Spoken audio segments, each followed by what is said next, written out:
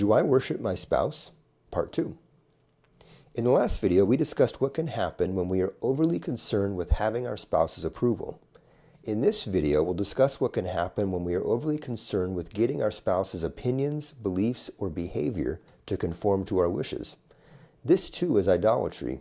Our need to control our spouse reveals that they really control us. It shows that our ability to experience peace depends on them doing or thinking what we want. It shows that we're looking to them for fulfillment more than we're looking to God. Therefore, we may try to control them using pressure, guilt, nagging, manipulation, anger, or intimidation. In Christian marriages, this is often spiritualized, which puts a righteous-appearing mask on abusive treatment. For years, I pressured my wife, Jenny, to do what I wanted her to do or think what I wanted her to think. If she had a different doctrine, I felt threatened. If she had a different opinion, I got defensive. If she challenged my perspective, I got angry. I eventually learned the hard way that buried deep underneath my need to control Jenny was unrelenting fear. Fear is almost always at the root of control, pressure, guilt, nagging, manipulation, anger, or intimidation. We fear losing control of our future. We fear missing out. We fear being taken advantage of or taken for granted.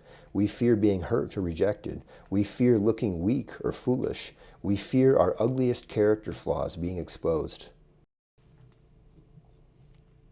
If we can learn to identify the specific fear we feel, take ownership of it, and then share it with our spouse in a vulnerable, non-critical way, this one habit can be the difference between divorce and decades of intimacy.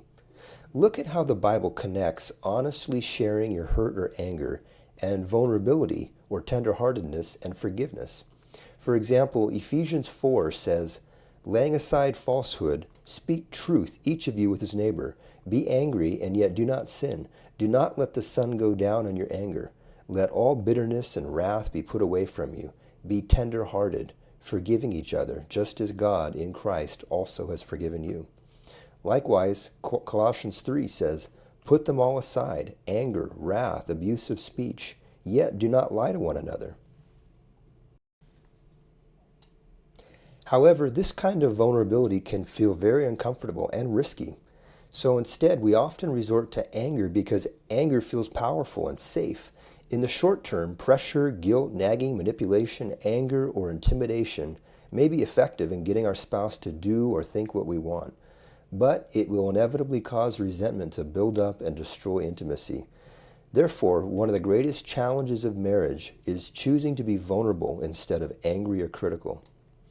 If you'd like to learn more, you can check out my free book, available at the link provided. Thanks for watching.